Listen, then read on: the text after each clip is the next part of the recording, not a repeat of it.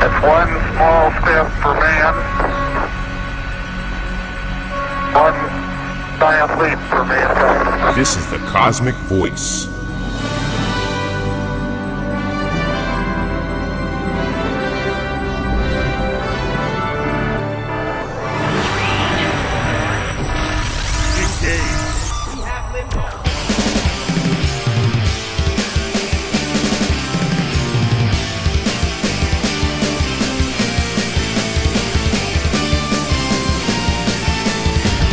Cosmic Voice.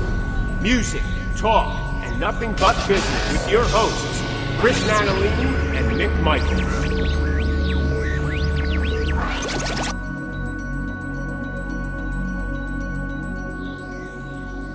Hello, everyone, and welcome to the Cosmic Voice. This is Season 5, Episode 16. I am here with my co-host, Chris Natalini. What's going on? And I am Mick Michaels. Welcome back, everyone, to another show. Chris, how are you, sir? I am doing awesome, Mick. How about yourself? I am fantastic. Fantastic. We're going to get a touch of spring again today, weather-wise. Just a touch. We're getting there, man. Slowly but surely, we are getting there. Yeah. You just count the days. It says it on the calendar. Spring. And that's where I go. I don't listen to rodents. Spring. I don't listen to rodents.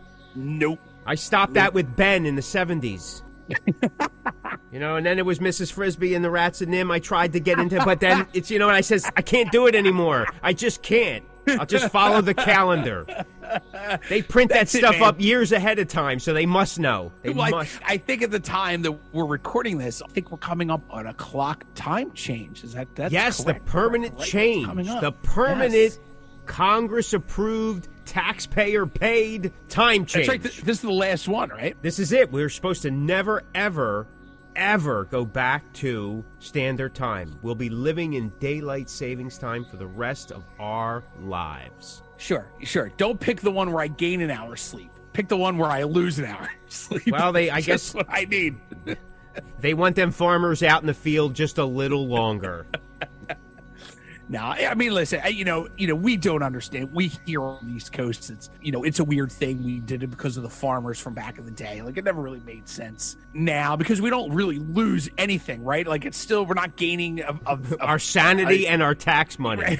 Right. We're not gaining another hour in our, it doesn't become 25 hours a day. We're still in 24. 6 o'clock is 6 o'clock. That's right. That never made sense to me. And then, you put in people's heads, oh, you lose an hour. Everybody's like, oh, my God, I'm so tired. That's right, yeah. And then for like 3 weeks, everybody's dragging around. What's the matter with you? Well, I lost that hour, man. You add it up. I've already lost like 12 days. It's a time change, man. Like, I can't get it together. Nah, dude. Like, we didn't lose or gain anything. It's still 24 hours. But, no, well, you're always losing. You're always losing. That's right. That's right. But it was cool. I mean, it was one of those things in our lives that, it was always whatever. We made it a thing. And well, it was an extra hour of daylight, right? Them street lights didn't go on. You got to stay out a little longer. You thought you were like, big man on campus, man, I'm outside, Listen, I mean, it's not like Alaska or what is it? Is it Antarctica or where is it? That it gets like 40 days of night of light or night or something like that. I mean, what's the difference? You know what I mean? Yeah. Whatever. It is what it is. I never could understand it. We changed the clock, we have to deal with it. We changed the clock back, we have to deal with it. I know Arizona never did it. They never, and they functioned. There's people, they're just desert people. What do they know? They eat sand all the time. All right, Anakin. I don't know. But what else you got going on? You got something going on? Anything? No, brother. No, man. Just, things music-wise going on. Just staying busy, moving forward, and trudging along. That's all we can do. Slowly but surely moving forward. As an extra note to the time change, one of the pluses of modern society is your cell phone changes on its own. It knows. That's right. Right? That's right. You don't have to physically do it. Like my car, it would take me 2-3 weeks to just kind of reach over and click the button to fix it. I get used to the hour difference. I go, oh, it's really... That's right. If you wait 6 months, it's going to go back to normal anyway. So you might as well why bother? Here's something. I have a digital clock, the same digital clock, everybody take a breath now, that I used in college. It's the exact same clock. I've been using that clock since 1990. And it's digital? Seriously? It's digital. I mean, I have to physically change the time, which is always a pain. And here's the thing. It only goes forward. So you have to go through the whole time. And if you miss it, you have to do it again. You got to go back. Right. It doesn't go backwards. So that's how old it is. I had another clock that I had throughout high school and the beginning of college, but to shut it off, I used to actually hammer fist it, because I would just, until the point that one morning I completely smashed it.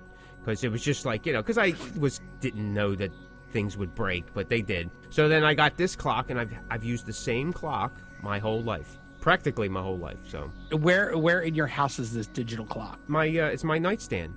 It's what I get up every morning at 5 a.m. with.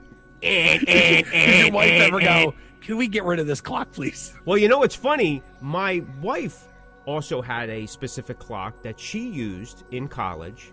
It had a radio and everything, and she used it most of her life. And a number of years ago, she decided she was going to get rid of it. Well, what I didn't tell her was I couldn't let that go. I was like, wait a minute, this is a piece. So I took it, and I actually have it hidden downstairs in the basement. Because I was like, come on, man, they don't make clocks like this anymore. I mean, come on. It's got the radio. It's, come on, get at it. God, we truly are like our parents. We're like, let's just hold on to it. Yeah, just hold on to it. Because, you never know when you're going to have to bunker down and you need a transistor radio somewhere. Which I have that as well in my, my little bug out kit. We were just talking about, off the air, we were talking about fixing stuff with duct tape. That's right. I got a screwdriver, like in Fast Times at Ridgemont High. My dad, he's a TV repairman. He's got a tool chest. I can fix it. You can fix it. I'll fix it. So he fixes it by messing it up more in spray paint. I love it. Well, yeah. That was my dad. That's what my dad was. One of the best movies ever. That's fun. It's Russ the Boss. Take it down. This is Stephen Pearson from Rat, the Rat Bastard. You're listening to the Cosmick Voice. All right, man. So let's get to the topic of the show. Today, we are talking about airing out your dirty laundry. Woo! I can smell it from here. Airing out your dirty laundry. Now, again, today's world, a lot of it's done on social media. Bands do it all the time. Fans do it all the time. Regular people do it all the time. Chris, what do you think about airing out your dirty laundry? I will say this when it comes to airing out dirty laundry. Nobody needs to know everything that's going on. We have this mentality nowadays because of social media that people feel like they have to tell you everything that's going on. Everything. Your side of the story. You don't have to, because the only people that really need to know the truth are the people that you surround yourself with in your life. And I have a perfect example of that. With my former band, there was some stuff that went down. The important people know the truth, and they're the ones that stuck up for me at the end of the day. And what I came to find out was, in the grand scheme of things, when the whole thing with my former band went down, my instant first reaction was, oh my God, like all these fans of the band, right? It took me a while, but what I realized was most of those fans, it doesn't matter. Like, they just like the band, no matter what incarnation of the band it was, whether it was the original, whether it was the new. Maybe they liked me better than the original guy. Some people like the original guy better than me.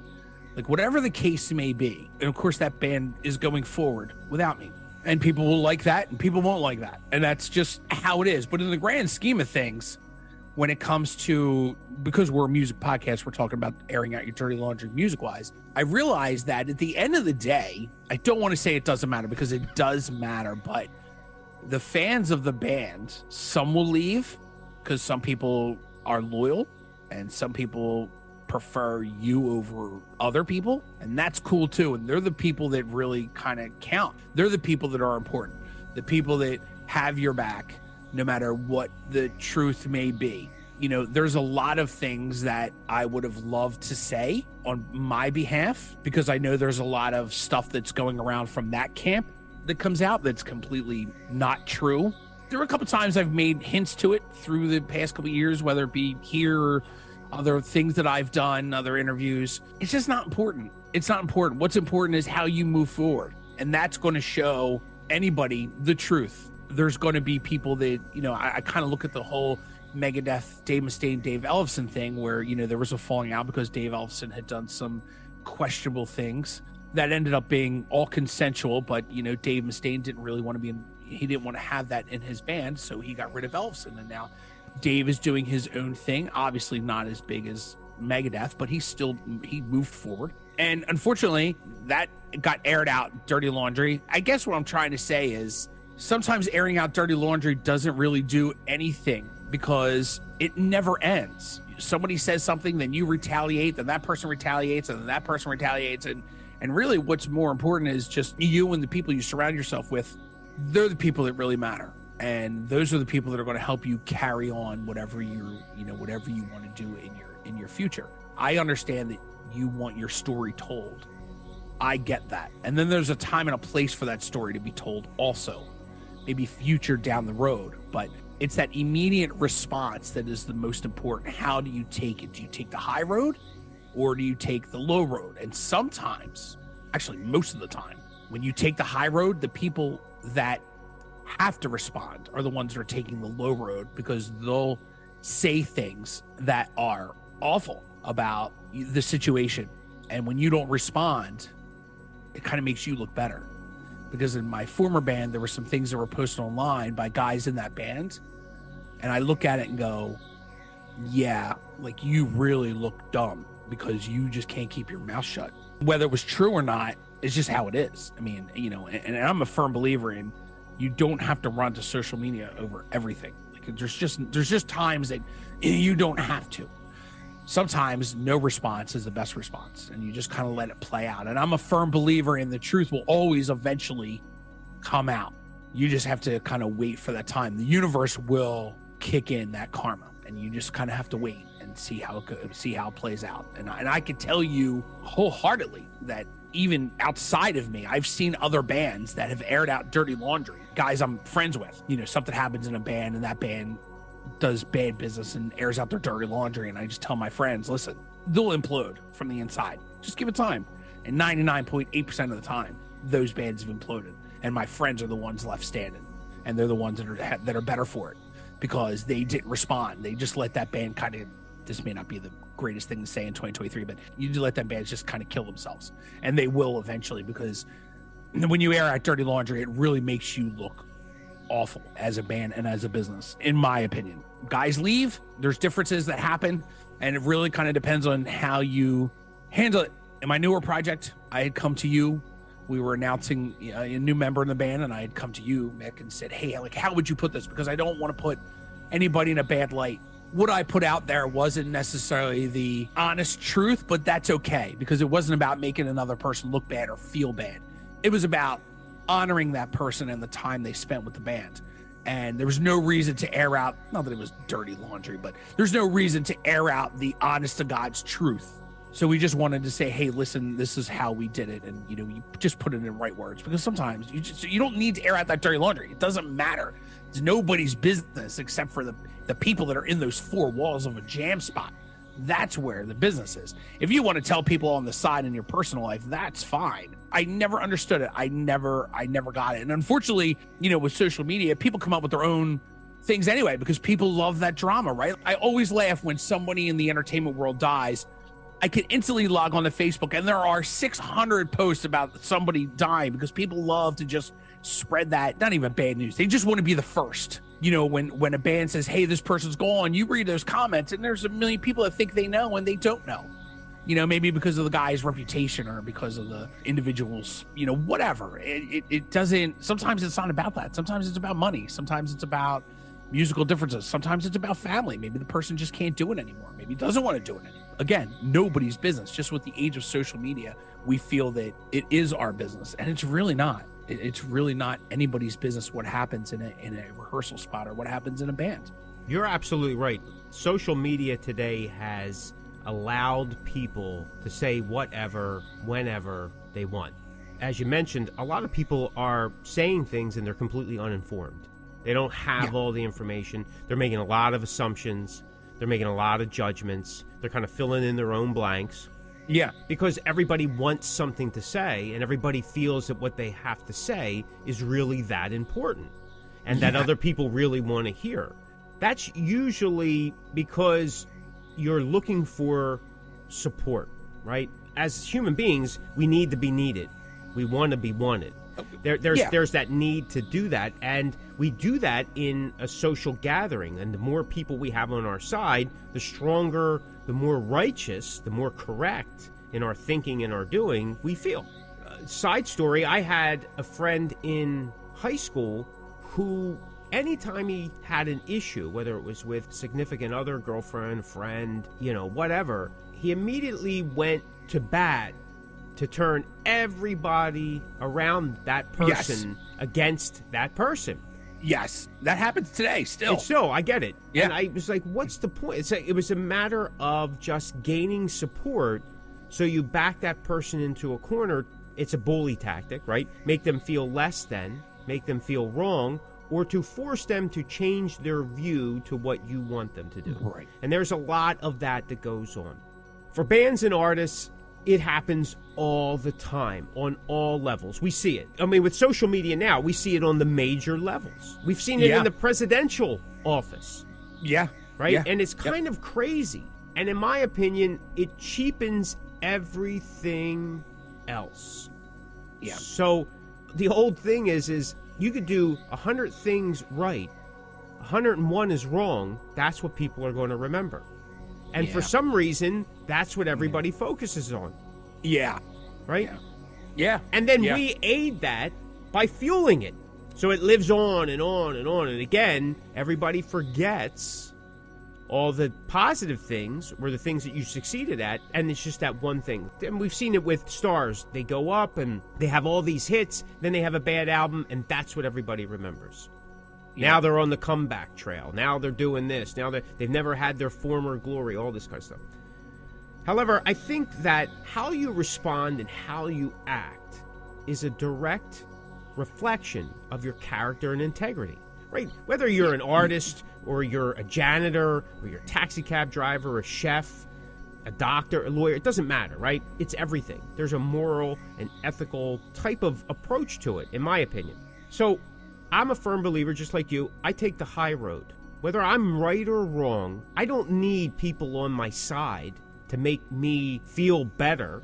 I mean, I like it when people like my music, but if someone doesn't like my music, I don't start a campaign to that critic and or fan that this person doesn't know what they're talking about. Hey, to each his own, because guess what? I don't like everything either. Right. But I don't feel a need to go out and tell people that. For a short time, and I think it was about 7 or 8 months, I think I told this story once before, I worked for an online zine, and I was doing reviews. I was excited about it. Something new for me. I've struggled with it from the very beginning. Now, I know there's a lot of people that will do this job to get free music. I wasn't interested in getting free music. Now, some of these guys get free music because then they like to resell it, and they make a little bit of money because they put it on these ripping sites and stuff. I wasn't interested. I wasn't interested in necessarily getting free music. It didn't make a difference to me. Right. I wanted to expand my writing chops, give my input to the scene, help further the positive. But I had a difficult time, quote unquote, passing judgment on other people's music. Like, well, who am I? My opinion is subjective. So I struggled with it, and I did the best that I could. So I started picking, because we had an opportunity, here's the list of the month, who would you like to review? I started intentionally picking bands or styles that I knew that I would really like, so that I knew that it would be easier to write positive things, because I felt it. And I was actually told, was given a conference by the editor, it's like, hey, listen, you gotta kind of give a little bit more, maybe sometimes on the negative side, what you don't like and all. I had a problem with that. I really did. It's like, so finally it got to a point where I was doing less and less, and I said, listen, I can't do this anymore. You're passing judgment when I'm an artist myself, and I know how that feels, because I realize that some people that are making these critiques are, one, not artists themselves, two, only like a particular kind of style, so why would they take that? But I also realize that people like the negativity. Right? Misery loves company, right? And we all know that saying. There is truth in that. It's easy to fuel up and fire on misery because people jump on it like a train wreck. As opposed to when you're trying to uplift people and make it positive and happy and all, people kind of start putting you down. What's with this guy? What's he on, dope? You know, this kind of thing. You know, there's what are you, a Bible banger and all that. You get all these things, right? You really do. Yeah. So if you're an artist in a band, you're no stranger to this kind of situation, right? Because there's always some kind of downturn in the industry.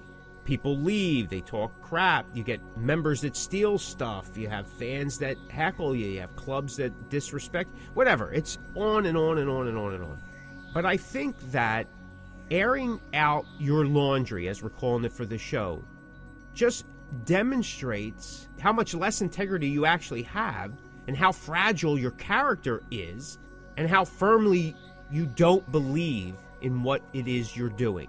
Because if you believe in what you're doing, there's no need to air out garbage. That's a great way to put it. That's the way I look at it. Look, listen, people aren't going to like it. That's okay. But that doesn't mean that I don't continue doing what I'm doing. This is why I've always said, do what's true to you. This way, you're not making it up. It's not going to be for everyone. My style of playing is, when I say old school, it's old school. It's niche. Niche. Yeah. Niche. And a small segment of that metal population, of that fan base, actually embraces it. You know, as I joked before, they're literally dying off because it is a much older demographic. Yeah. But I'm not going to change it just because it doesn't sit well with everybody. Right. Many of the reviewers today, they're younger cats. They're younger people. And they're into more of the modern sound. By modern, I mean 97 on. Yeah. 97 to 2002, metal music, as we would call it, that harder edge stuff, made a real big change.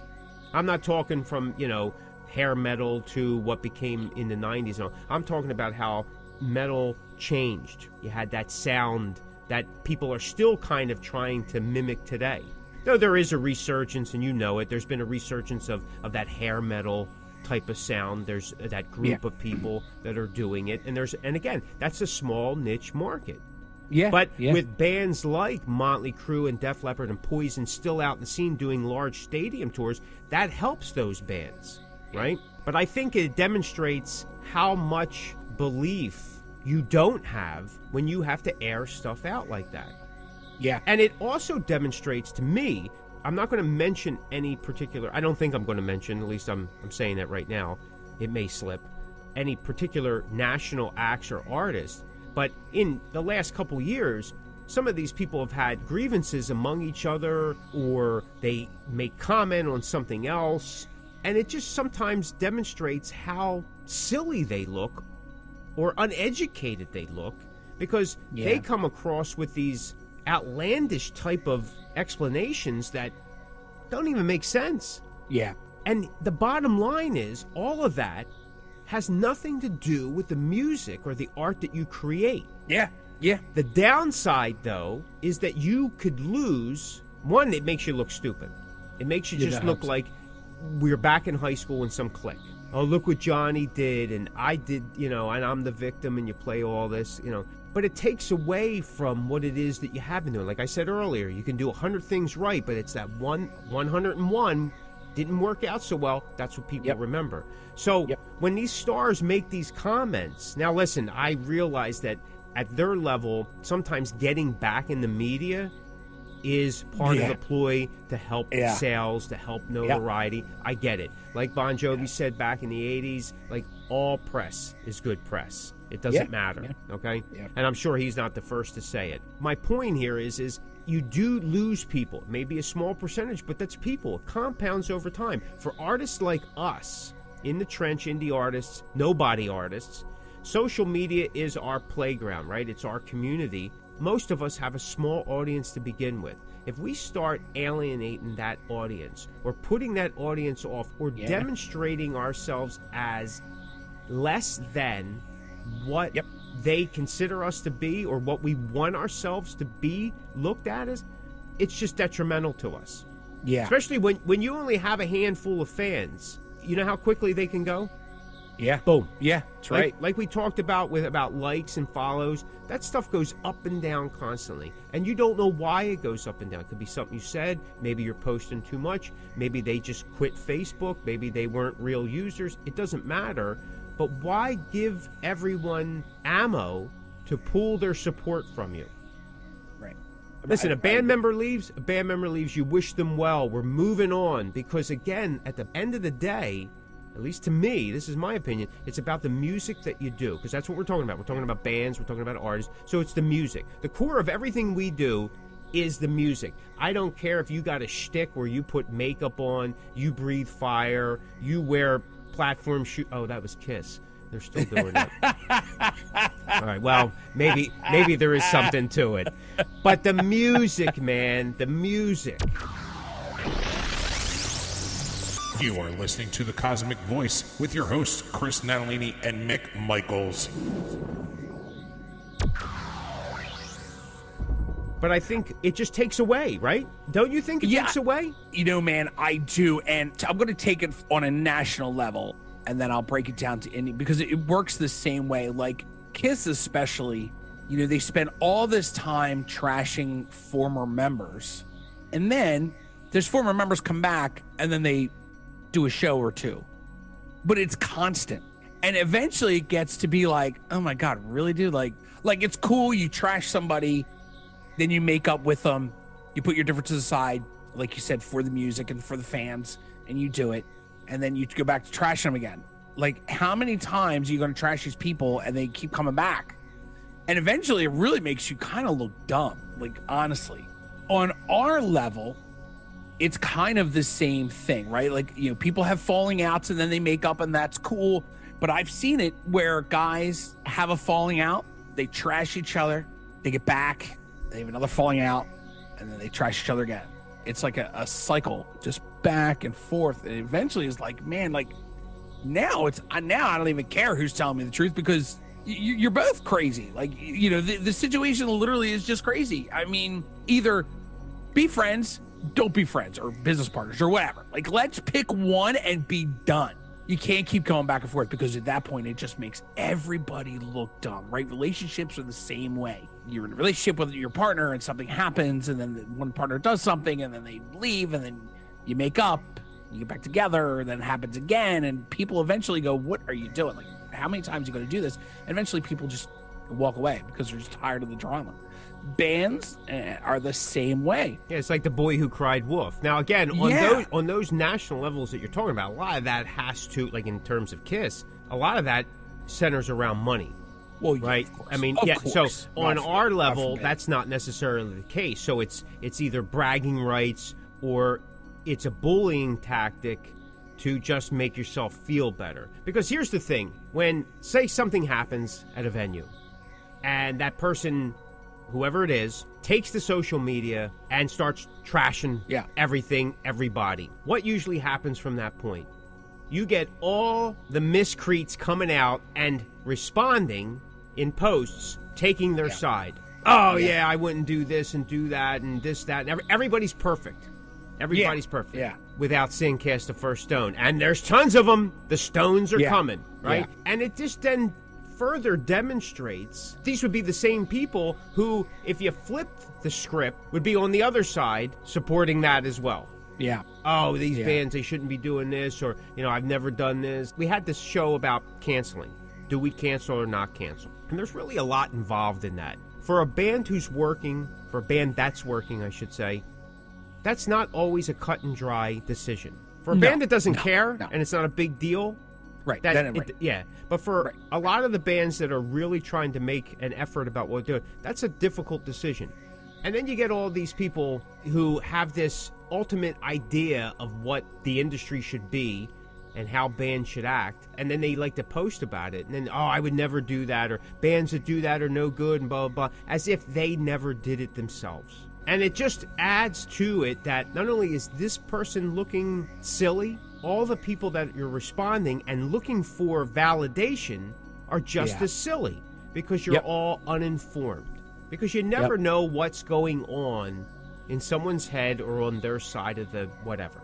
Yep. And like you said, what goes on inside the band, that's the only people that need to. And you were saying this as well. Truth comes out in the demonstration of those who continue to move forward and progress. Mm-hmm. The ones that have something to say are usually the ones that fall to the wayside because they're the ones having trouble keeping up. And like you said, whether it's a band, an artist, a musician, it doesn't matter, a club, a venue, a booker, manager, whatever, you give them enough rope, over time they'll hang themselves.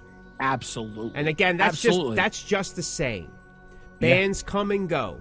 And when there's turmoil, you start seeing a repetitive pattern. Yeah.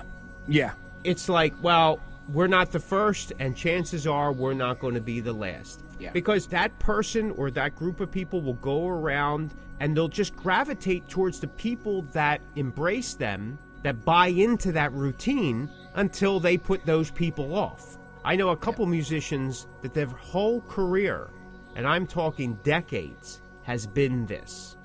Yeah. Oh, yeah. They burn bridges. They just go because there's always somebody else, and they know it. There's always somebody else. And they sell themselves as a professional, always doing the right thing, turn the other cheek, take the higher ground, Obi-Wan Kenobi.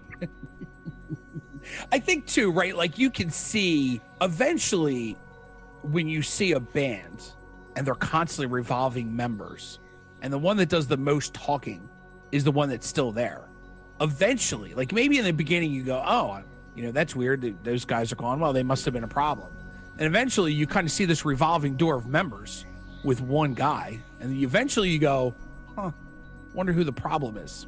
Right? Like, I mean, that's just, you understand what I'm saying? Yeah. Like if there's just a constant revolving of members throughout the years, and there's one consistent guy, there's got to be a common denominator. And the common denominator is usually the guy that's the problem. Right. And that eventually, again, like we had said, it comes out. It comes out in the end where people go, oh, yeah, now I see it. Now I get it. Right. Here it is, 2023, and there's still stuff coming out about Ozzy, Jakey Lee, and that whole era. Like, we're talking 40 years later. Who cares? Who cares? Who cares? It doesn't matter. What you did, who cares? Okay? I'm sure there's a lot of regrets, there's a lot of whatever, but there's still people talking about it. The stars are, well, Ozzy's not really talking that much about it, but it's everybody else because they need an opportunity to be in the limelight. And it just doesn't make sense. And going back to what you said about Kiss, there's been dirty laundry the whole time. I just recently seen their interview on Howard Stern, and I enjoyed it. But again, there was a little bit of mudslinging, sleight of hand, not hardcore, but sleight of hand. But at the same time, there's been talks that at least one of them is going to come back for a couple shows. At least one. At least one. And that one's going to be Ace, because Ace will keep his mouth shut long enough to make the money. The other guy, I don't know. But my point here is it is what it is. Why do you have to... But see, sometimes someone like them, they like to respond because they're in a position to. Yes. Right? And again, they've caught so much flack for continuing on. Who are we to tell them you should stop? You can't do it. Because apparently that tour is still going on. Yeah, people go, how long is this going to be? Listen, we had COVID, right? We had COVID. Everybody put everything off because we had no choice. So it's continuing going on. That end of the road tour, by anybody's standards, as long as tickets are still selling, they could do the end of the road tour until they're dead. If you don't want to go, you don't go. Well, and that's the thing. Same thing with Motley Crue and Def Leppard, right? They said this was, obviously Motley had said a long time ago this is going to be the last one. Then they did this tour over the summer, and now they're going out on another leg, and they're like, wow, well, we made a buttload of money. Let's make more. Why would you? Who am I to say? Right. I don't pay their bills. That's right. They pay their own bills. Right. They're not giving me money, so what difference does it make? You got other stars going, oh, they're just doing it for the cash. Listen, first of all, if you compare yourself, and you could determine what stars we're talking about, because I don't need anybody emailing me or trying to come to, whatever. I mean, listen, they're doing it for the money. What do I care? maybe you would do it for the money too. Maybe every time you're at an interview, you're saying, oh, I'm ready to get back with my old band, and my old band from 30 years ago keeps saying, no, that ain't happening. Then maybe there's a, like ever. Then who's trying to do it for the money? Oh, we're going to do it for the fans. Get out of here. What are you talking about? You can't begrudge anybody for doing it for the money. I don't care. No. Listen, money is such a dirty word when it comes to music. Why is that? Do doctors do it for free? Does your mechanic fix your car for free? Does your favorite restaurant give you a free meal every time you're there? Come on, get out of here. Stop it. So why should music be looked at as the same way? Do some of these guys take advantage? Well, yeah, that's a moral and ethical thing. But that's a personal opinion on my part. Like P.T. Barnum said, if he really did say it, there's an ass for every seat. Yep.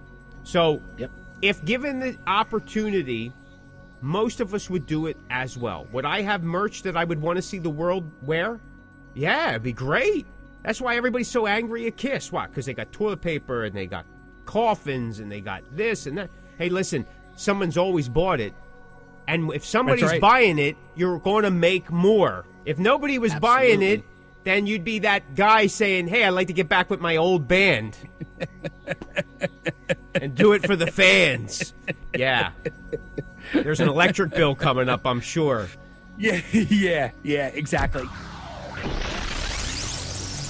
I understand why people are addicted to it. I understand why people are, when a breakup happens, like you had said about, the person you knew back in the high school days where, you try to rally up, those who with the most toys wins, right? Like I get that mentality, but it doesn't help. It doesn't help anybody. Running the social media does not help. It doesn't do anything. So it just, just for me, I take the high road. I'm not one for airing out dirty laundry, but I'm also not one that goes, hey, go into the mall today. Like I'm not that guy that posts like that. I just think that airing out dirty laundry is not the best thing to do when it comes to, because remember, this is a business, and especially because you never know if you'll go back. And if you got, you guys air out dirty laundry, then you have to air out your laundry when you go back, and you have to, air out why you're going back instead of just not saying anything. And then if that chance arises where you're back, then you just walk in and go, hey, I'm back and it's going to be awesome. Yeah, it detracts, right? It detracts from your character, integrity, detracts from your music. It detracts from the time that you should be focusing on building your brand, honing your craft, and making those connections that count.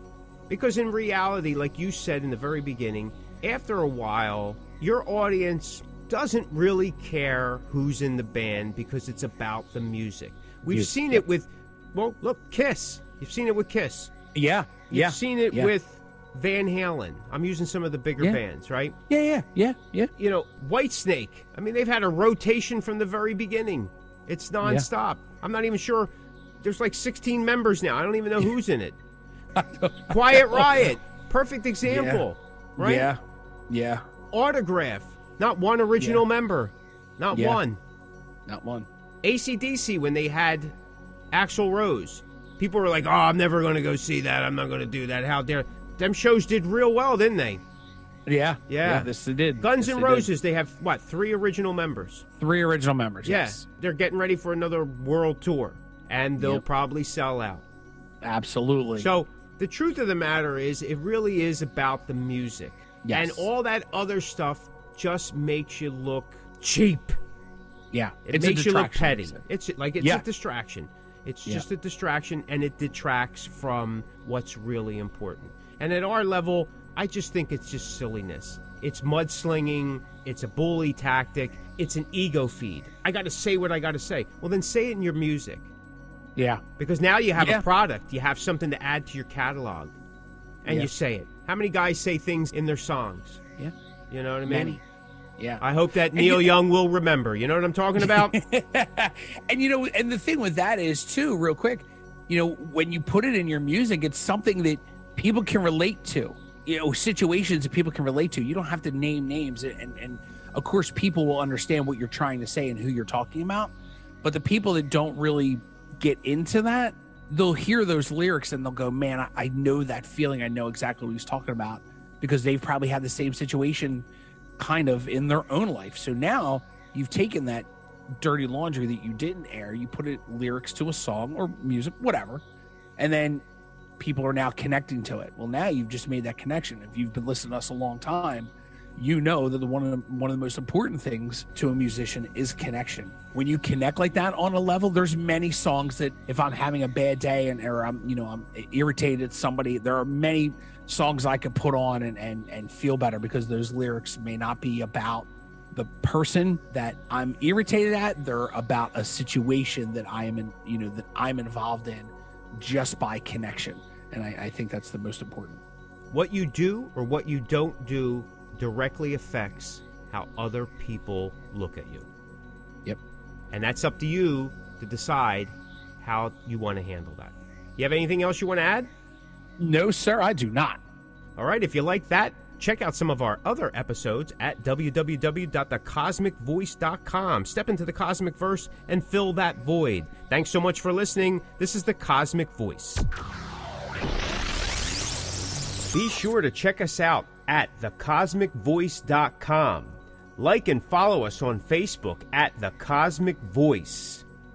You can find The Cosmic Voice everywhere you listen to online podcasts, like Deezer, Google Podcasts, Apple Podcasts, Spotify, Anchor, Stitcher, and so many more.